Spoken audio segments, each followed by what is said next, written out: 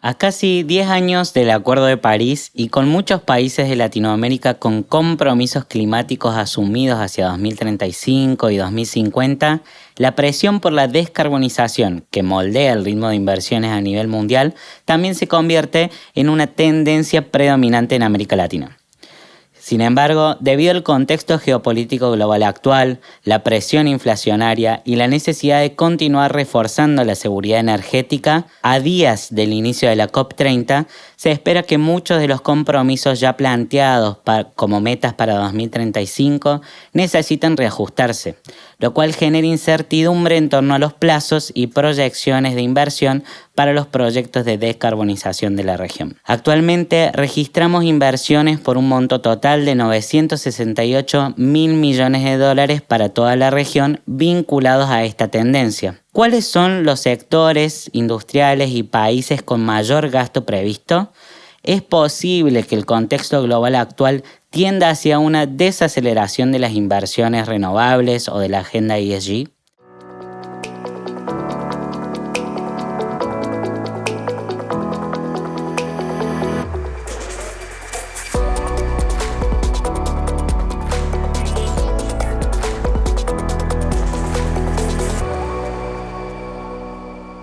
Mi nombre es Leandro Londero, lidero el área de investigación para el sector industrial de petróleo y gas natural para América Latina en Industrial Info Resources, empresa reconocida por más de 40 años de trayectoria, ofreciendo datos industriales confiables, verificados y constantemente actualizados en 12 sectores industriales a nivel mundial. Hoy, para analizar las principales tendencias de descarbonización en la región y revisar las proyecciones de inversión, me acompaña Chester Conway, Assistant VP Manager para el sector de combustibles alternativos en América Latina. ¿Cómo estás, Chester? Bien, gracias, Leandro. ¿Cómo estás? Para entrar en contexto, el gasto total monitoreado por la herramienta de Industrial Info Resources para proyectos de capital activos en Latinoamérica asciende a 2,15 billones de dólares. Y como mencionabas, la suma total de inversiones activas vinculadas a iniciativas ESG asciende a casi 1 billón, representando un 46% del total. Esto lo convierte en una tendencia predominante en este momento para la región. Y en cuanto a tu pregunta inicial, el mayor cúmulo de inversiones está centrado en el sector eléctrico para la generación de energía renovable, donde se observan inversiones por 850 mil millones de dólares. Y esto tiene lógica, ya que actualmente el mercado de inversiones para nueva capacidad de generación en América Latina es prácticamente renovable. Del total de proyectos activos registrados para la construcción de nuevas plantas o adición de unidades, el 95% corresponde a generación renovable, con una amplia dominancia en proyectos solares, seguidos por iniciativas de parques eólicos y usinas hidroeléctricas también. Leandro, podríamos decir que esto está directamente ligado a lo que mencionamos al principio, ya que en el contexto del Acuerdo de París, la mayoría de los países de la región, o al menos las principales potencias, establecieron objetivos de participación de renovables en sus matrices de generación eléctrica que suelen rondar el 30% o más. Y ese 30%, junto con las inversiones que planteabas hacia el inicio de tu análisis, están directamente vinculadas al mercado de generación centralizada. Ahora, si tenemos en cuenta también la porción de inversiones que cae dentro del ritmo de inversiones vinculado a la generación distribuida, tenemos que tener en cuenta que uno de los principales drivers para este mercado o impulsores es la utilización de paneles fotovoltaicos como herramienta de descarbonización de los procesos industriales, ¿sí? De las principales plantas industriales de la región, ya que los operadores toman esto como punto de partida de descarbonización vinculado a la electrificación de los sistemas de sus plantas, ¿sí? Y si bien hay muchas inversiones en torno a lo que mencionaba, los paneles fotovoltaicos, que está fuertemente ligado a la caída de los precios de la tecnología, lo cual hace que el acceso a la tecnología sea más sencillo y más económico, América Latina ya se destaca dentro del sector de generación renovable hace años por la utilización de la biomasa como combustible principal, sobre todo en industrias que tienen fácil acceso a los desechos de la caña de azúcar, como la industria alimenticia o el sector sucroalcoholero, que es muy relevante para distintos países de la región, pero sobre todo para Brasil, ¿no? Que es líder respecto a lo que es proyecciones. Esto vinculado, como mencionaba, al mercado de generación distribuida. Pero si observamos el mercado de generación spot, o el mercado de generación centralizada, a largo plazo, los principales impulsores están vinculados al desarrollo de tecnología como el hidrógeno verde, los proyectos de hidrógeno verde, y la alta demanda por la construcción de nuevos data centers. Respecto a los centros de datos, lo que estamos observando como tendencia a nivel mundial actualmente es que los inversores, las empresas, están optando por países que tengan mayor acceso a energías de fuentes renovables para poder reducir la dependencia de las termoeléctricas, ¿sí? Para el caso del hidrógeno verde hay dos escenarios. Por supuesto, el hidrógeno verde siempre apoyado en energía renovable, pero se observan dos escenarios. Uno que es por demanda directa del mercado spot y otro que son proyectos que cuentan ya con parques fotovoltaicos o eólicos dedicados para el suministro de energía. Respecto al mercado de hidrógeno verde y para adentrarnos brevemente en lo que son las tendencias de inversión para el sector de procesamiento químico, ¿cuáles son las perspectivas de inversión para nuestra región y cuáles son los países que se encuentran hoy en día liderando esta tendencia? Bueno, esto es una pregunta muy interesante, la verdad. Y si bien es un sector que comenzó a crecer hace relativamente pocos años, en total se registran 112 proyectos de hidrógeno verde y 14 países de la región cuentan con anuncios de inversión para construcción de nuevas plantas, siendo Brasil y Chile quienes lideran la tendencia. Estos proyectos representan casi 60.000 millones si tenemos en cuenta los subproductos verdes como el amoníaco, el metanol, los combustibles alternativos o los fertilizantes. Y si bien hay proyectos registrados también en construcción en Trinidad y Tobago, Brasil y Perú, el desarrollo del sector en la región enfrenta diversos desafíos significativos, entre ellos la incertidumbre global sobre la demanda del producto, las demoras burocráticas en la obtención de permisos ambientales y también sectoriales, y la disponibilidad limitada de recursos y equipos necesarios para ejecutar los proyectos en tiempo y en forma. En un escenario positivo, el verdadero boom de inversiones se observaría hacia inicios de la próxima década, marcando un ritmo acelerado de crecimiento hasta el 2050 aproximadamente.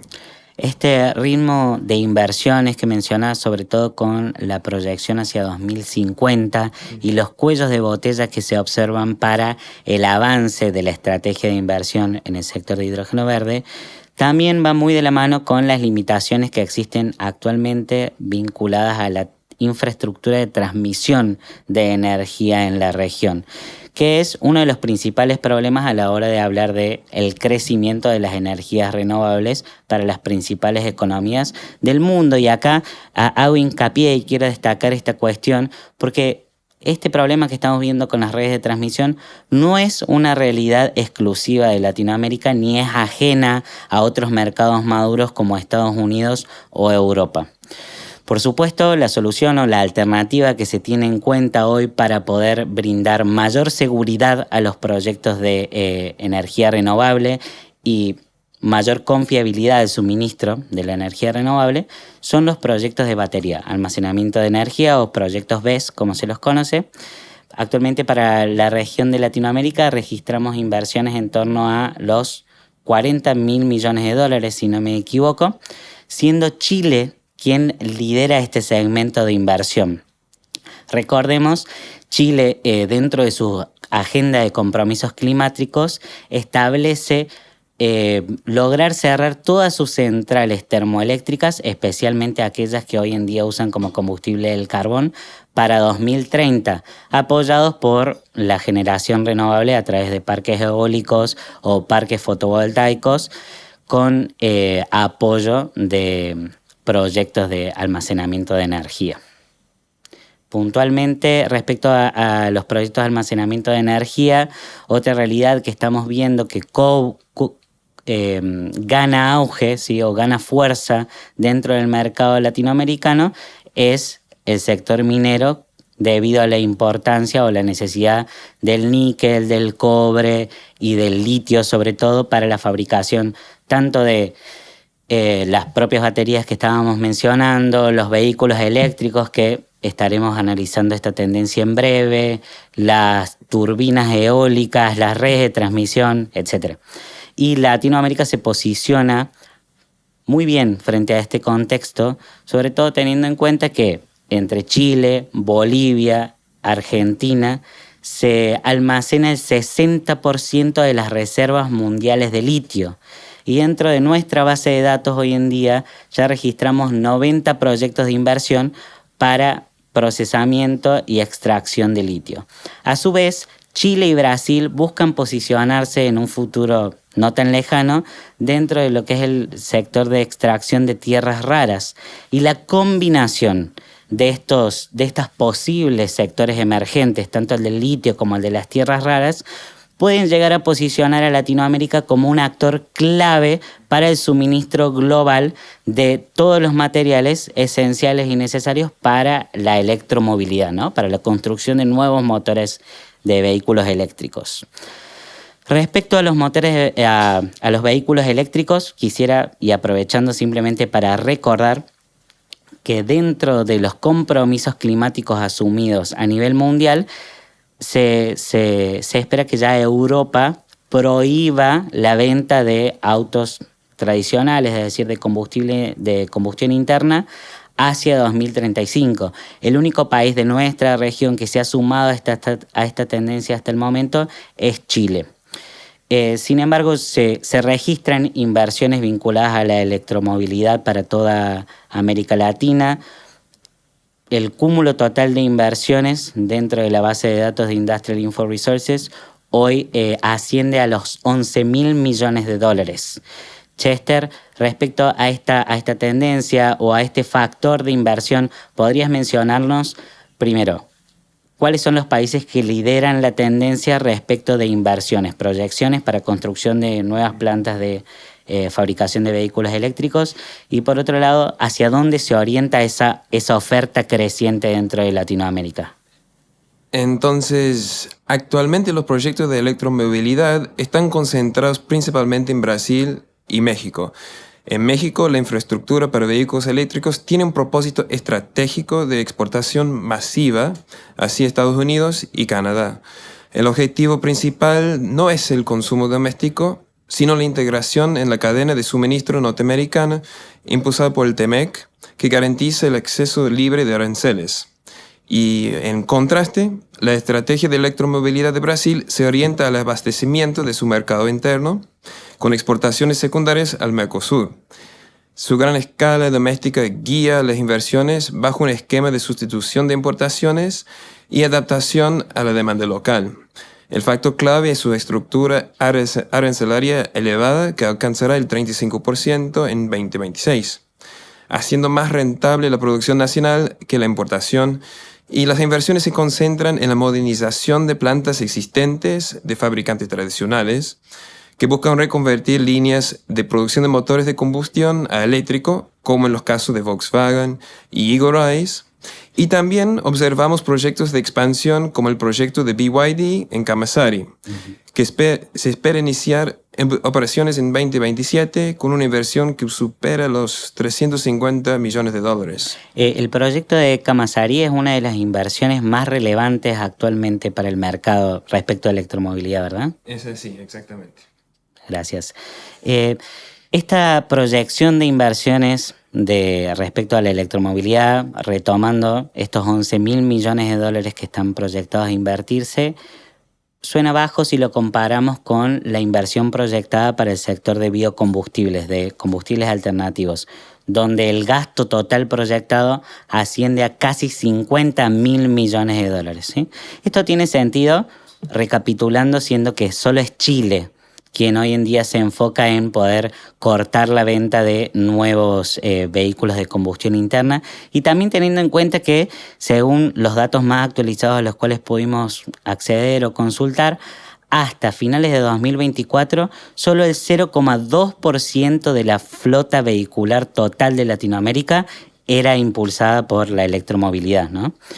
En este sentido, hay una clara tendencia de las principales economías de la región de utilizar los biocombustibles como fuente de transición hacia, economías más limpias o economías más renovables.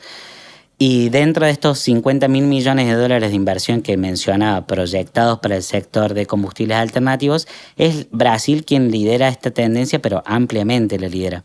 De aquí mi pregunta o mi consulta para vos, Chester, en esta oportunidad, viene vinculada a por qué es Brasil el que está tan bien posicionado en esta tendencia y cuáles son las perspectivas de inversión a futuro dentro del sector. Bueno, Leandro, es verdad que Brasil se destaca en este momento y se mantiene como líder regional y referente mundial gracias a su consolidado programa de biocombustibles, históricamente basado en el etanol de caña de azúcar, y en los últimos años se incorporó con fuerza el etanol de maíz, diversificando la oferta y fortaleciendo la seguridad energética nacional.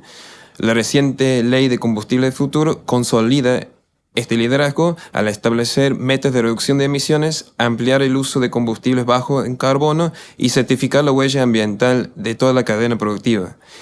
Y me parece importante destacar que el país avanza también en el desarrollo de biometano, aprovechando residuos agrícolas e industriales, no solo en plantas tradicionales de combustibles alternativos, sino también en instalaciones del sector de alimentos y bebidas. Las iniciativas municipales y agroindustriales que buscan convertir residuos sólidos urbanos en biometano en vertederos representan una oportunidad de economía circular, generando fertilizantes y dióxido de carbono, además de energía. Y este producto requiere inversión en redes de gas y un marco regulatorio, por supuesto, que facilite su certificación. Son requisitos que actualmente limitan el avance del sector en otros países de la región. Si bien, como mencionabas, las redes de gas hoy pueden ser un limitante para las proyecciones de inversión dentro de biometano, quisiera simplemente mencionar que ya se registran proyectos en Brasil para la construcción de nuevas redes de uso dedicado de biogás y que por lo tanto podríamos augurar o proyectar para el futuro que las inversiones en generación de biometano continúen creciendo a medida que las principales transportistas y la regulación del país logre adaptar el sistema de transmisión para captar esas nuevas fuentes de energía que se ubican hacia el interior del país. Hablando de biometano, otro combustible no tradicional o combustible alternativo que veo que se está instalando con fuerza dentro del sector petrolero es el SAF, la producción de SAF, el combustible sostenible de aviación, donde ya observamos proyectos vinculados a esta tendencia. Bueno, por supuesto en Brasil tenemos a Petrobras con ya inversiones proyectadas para las refinerías REFAP y RPBC, pero además tenemos iniciativas de inversión proyectadas para Colombia, de la mano de Ecopetrol, para la refinería Barranca Bermeja, ANCAP en Uruguay, e incluso, YPF ya está adaptándose a este proceso de transición. Incluso cerraron una refinería que ya estaba cerrada, la refinería de San Lorenzo, que se proyecta reconvertirla para la producción exclusiva de biocombustibles, Santa Fe Bio, ¿verdad? Exactamente. El proyecto de Santa Fe Bio que actualmente ya está en curso o en inicio de tratativas. Respecto de SAF, vos que tenés mucha más experiencia y conocimiento sobre el sector, quisiera consultarte, por un lado, cuál es la proyección de inversión y por otro lado, cuál es sobre qué demanda está sustentada esta inversión, porque yo actualmente para América Latina no observo tanta demanda de este nuevo combustible. Es una muy buena pregunta, Leandro, porque realmente la demanda de SAF en América Latina es aún limitada, pero crece impulsada por compromisos internacionales de descarbonización y presión del mercado. Aunque las aerolíneas locales aún operan con volúmenes marginales de SAF y no existen mandatos obligatorios de mezcla, el interés aumenta por parte de compañías como GOL y LATAM, así como de refinerías y aeropuertos que buscan certificaciones sostenibles. Y por otro lado, los altos costos de producción y la falta de incentivos fiscales siguen siendo los principales obstáculos. No obstante, el potencial de la región, gracias a su abundancia de residuos agrícolas y aceites usados, la posiciona como un futuro proveedor estratégico de SAF, con una demanda que podría multiplicarse varias veces hacia 2030 conforme se implementen políticas de apoyo y mejoras tecnológicas. Si estamos hablando en términos concretos de inversión, se registran 52 proyectos que suman una inversión total de 20,5 mil millones de dólares. Gracias por tu aporte y por el análisis. Antes de cerrar el podcast, que ya nos estamos acercando al final de esta emisión, quería aprovechar para consultarte por otro tipo de combustible o un mercado que es incluso aún más incipiente que el SAF, que es el sector de los combustibles sintéticos o los e-combustibles, como también se los llama. Mi consulta respecto a este sector industrial en particular es, por un lado, poder conocer cuáles son las perspectivas de inversión, si tuvieses números frescos al respecto para poder compartirlos con la audiencia. Y ¿cuál es la proyección real de la inversión respecto al sector de combustibles, sabiendo que este sector depende fuertemente de los proyectos de captura y almacenamiento de carbono, pero en América Latina las inversiones para este sector, para el almacenamiento y captura de carbono, no es muy claro aún, no se tiene claro cuál sería la posible oferta de dióxido de carbono y los únicos proyectos que hasta el momento ya han sido sancionados o que se encuentran en etapa de evaluaciones son instancias piloto y con una capacidad de oferta muy limitada. Exactamente. Quizás no sea tan sorprendente que la situación para la producción de combustibles como el e-metanol o el metanol verde, destinados principalmente al sector marítimo, es similar a lo que hablamos del SAF. Empresas globales como GIF y GoVerde han anunciado proyectos en Chile, Uruguay y Brasil, combinando hidrógeno verde con dióxido de carbono reciclado.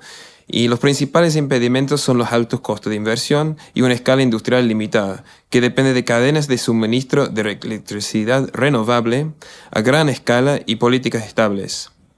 Entonces, para cerrar tu consulta y resumir lo analizado sobre los combustibles alternativos, cabe destacar que la agenda ESG impulsa simultáneamente tecnologías ya consolidadas, como el biogás, biometano, diésel renovable y etanol avanzado, que aportan reducciones inmediatas de emisiones junto con otras aún en desarrollo como el SAF y los e-fuels, de alto potencial pero con mayores costos y dependencia de políticas e infraestructura. Excelente. Bueno, a modo de conclusión, en primer lugar agradecerte, Chester, por todo el conocimiento que has compartido hoy con nosotros en esta emisión. Y también quisiera resaltar algunos puntos claves que nos serán de utilidad para poder cerrar esta emisión y concluir con el análisis sobre las inversiones de ESG en la región.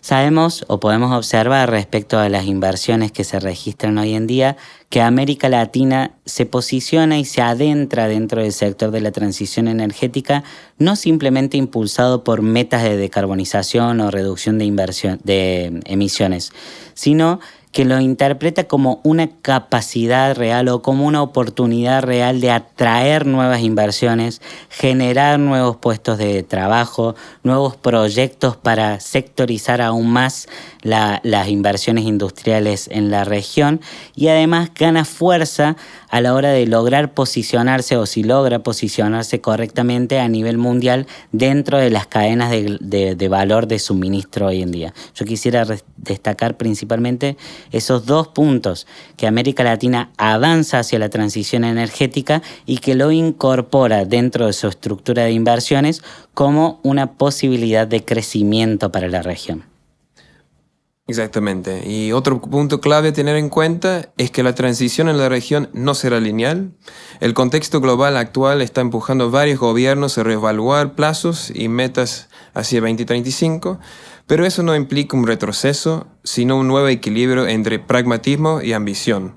La región parece optar por una transición gradual, anclada en sus ventajas naturales.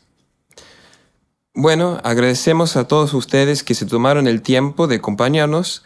Espero que hayamos ayudado a todos a comprender mejor algunas de las corrientes de cambio en curso para la región, y ante cualquier consulta los invitamos a contactarnos a la dirección de mail y teléfono que figuran en pantalla. Muchas gracias.